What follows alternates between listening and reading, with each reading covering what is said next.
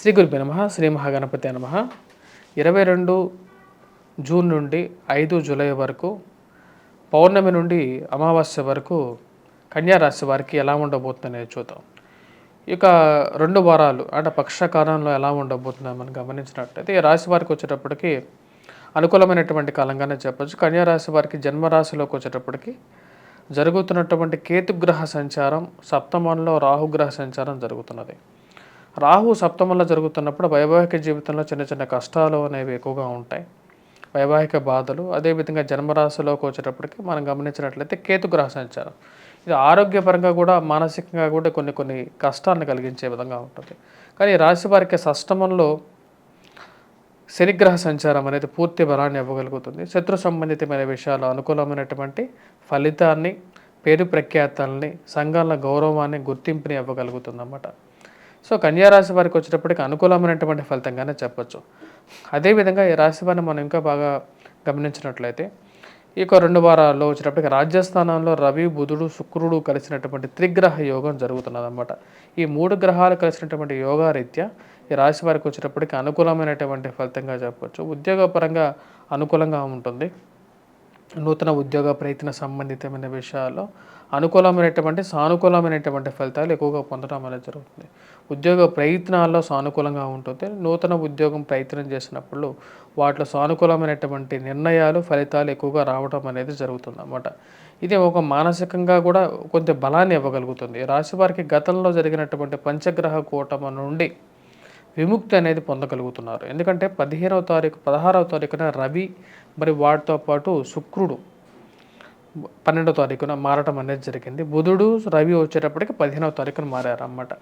వీటి వల్ల వచ్చేటప్పటికి పంచగ్రహ కూటమి అనేది లేదు. ఇప్పుడు పంచగ్రహ కూటమి అనేది 12వ తారీఖు 15వ తారీఖునే మార్పు జరిగిందన్నమాట. ఇది మానసిక ఆనందానికి గురి చేసే విధంగా ఉంటుంది. ఉద్యోగపరంగా సానుకూలంగా ఉంటుంది. ప్రమోషన్స్, ఇంక్రిమెంట్స్ రావడం అనేది జరుగుతుంది. ఉన్నత స్థాయిలో ఉన్నటువంటి స్త్రీ పురుషులతో సత్సంబంధాలు అనేది ఏర్పడగలుగుతాయి. అది ఒక మానసిక స్థిరత్వాన్ని ఇవ్వగలుగుతుంది అన్నమాట. మరియు అదేవిధంగా ఈ రాశివాన్ని మీరు బాగా గమనించినట్లయితే శనిగ్రహ సంచారం అనేది షష్టమంలో ఉండటం వల్ల ఇది రాజకీయ నాయకులకి అనుకూలమైనటువంటి ఫలితాలు ఇవ్వగలుగుతుంది.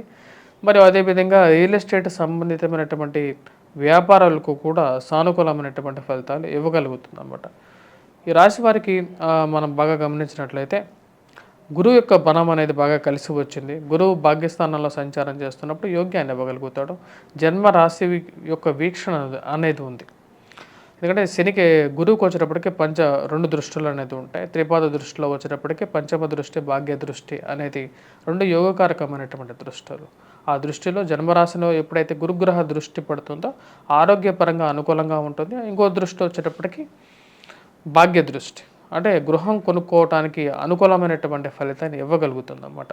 ఉద్యోగపరంగా, వ్యాపార పరంతో పాటు తల్లిగారి ఆరోగ్య సంబంధితమైన విషయాల అనుకూలత, అదేవిధంగా తన యొక్క దృష్టి రీత్యా వచ్చేటప్పటికి ఇది కొత్తగా ఒక వాహనం కానీ, గృహం కానీ కొనుక్కోవాలని ఒక అనుకూలతమైనటువంటి సమయాన్ని క్రియేట్ చేయగలుగుతుంది అన్నమాట. పంచగ్రహ కూటమిలో గురువుతో పాటు రవి, బుధుడు, శుక్రుడు ఇవన్నీ గ్రహాలు కలిసి ఉండటం వల్ల అది ప్రతికూలమైనటువంటి ఫలితాలు ఇచ్చి ఉండొచ్చు 2-3 రోజులు, 4-5 తారీఖుల్లో. కానీ ఇప్పుడు పరిస్థితి అనేది భిన్నంగా ఉంది. ఇది వీరికి పూర్తి యోగ్యాన్ని ఇవ్వగలుగుతుంది అన్నమాట. రాజ్యస్థానాల్లో ఉన్నటువంటి రవి నూతన ఉద్యోగ ప్రయత్నాల్లో కూడా అనుకూలమైనటువంటి ఫలితాలు ఇవ్వగలుగుతాడు.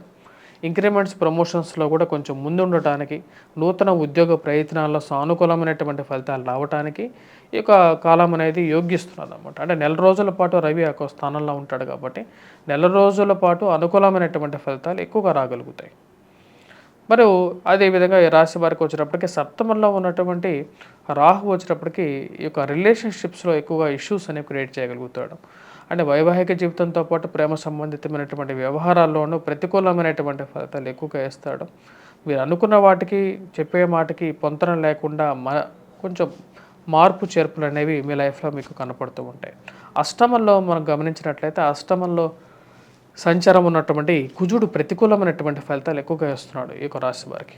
ఎందుకంటే కుజుడు అష్టమంలో సంచారం చేస్తున్నప్పుడు జీవిత భాగస్వామి ఆరోగ్య సంబంధితమైన విషయాల్లో ప్రతికూలమైనటువంటి ఫలితాలు ఎక్కువగా ఉంటాయి అన్నమాట. ఆ విషయంలో జాగ్రత్తగా ఉండండి. జీవిత భాగస్వామి ఆరోగ్య సంబంధితమైన విషయాలు, అదేవిధంగా కుజగ్రహ దృష్టి అనేది ఒక ప్రతికూలమైనటువంటి ఫలితాలు ఇస్తుంది. ముఖ్యంగా స్పెక్యులేషన్స్‌లో ఇన్వెస్ట్‌మెంట్స్ విషయంలో జాగ్రత్తగా ఉండండి.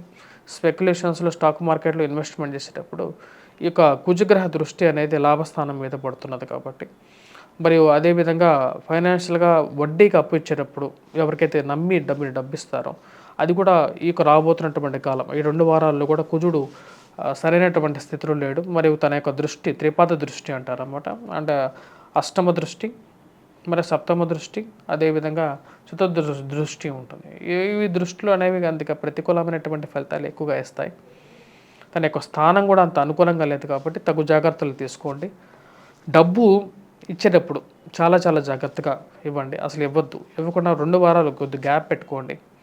కుజుడు అనుకూలమైనటువంటి స్థానంలో ఉన్నప్పుడు ఇవ్వటమే ముఖ్యం. ఎందుకంటే ఈ రోజుల్లో మన డబ్బు మన చేతిలోంచి పోతే మళ్ళీ తిరిగి రావటం అనేది చాలా కష్టం అనేది పరిస్థితి ఏర్పడుతున్నది కాబట్టి ఇవ్వకుండా ఉండటం కూడా కొంచెం ఉత్తమమైనటువంటి పరిస్థితి అన్నమాట.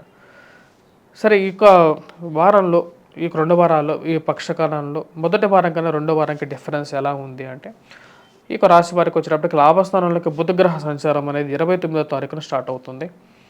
5వ తారీఖు వరకు బుధుడు లాభస్థానంలో సంచారం చేయబోతున్నాడు కాబట్టి అది అనుకూలమైనటువంటి ఫలితాలు ఎక్కువగా ఇస్తున్నది అన్నమాట ఈ రాశి వారికి. మరి రాజ్యస్థానంలో రవి, ఈ 29 నుండి ఈ రాశి వారికి చాలా అనుకూలమైనటువంటి ఫలితాలు ఇవ్వగలుగుతుంది. అది ముఖ్యంగా వచ్చేటప్పటికి వ్యాపార ప్రయత్నాల్లో కానీ, నూతన వ్యాపార ప్రయత్నాల్లో కానీ అది ఎక్కువగా అనుకూలమైనటువంటి ఫలితాలు ఇస్తుంది.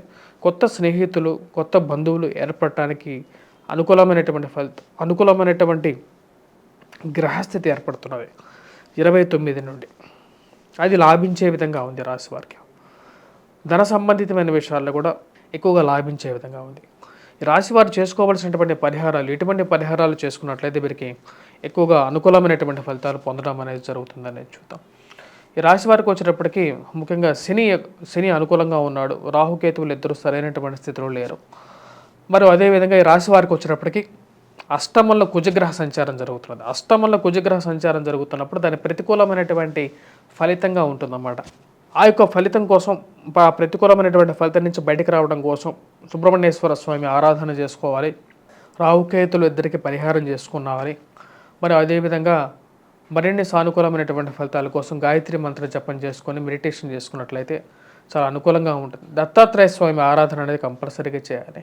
అది ముఖ్యం అన్నమాట. ఎందుకంటే దత్తాత్రేయుడు 3 దేవుళ్ళు అంటే వచ్చేటప్పటికి శివుడు, అదేవిధంగా మనకు విష్ణువు, బ్రహ్మ 3 తత్వాలకి ప్రతిరూపం కాబట్టి దత్తాత్రేయ ఉపాసన చేసుకోవాలి.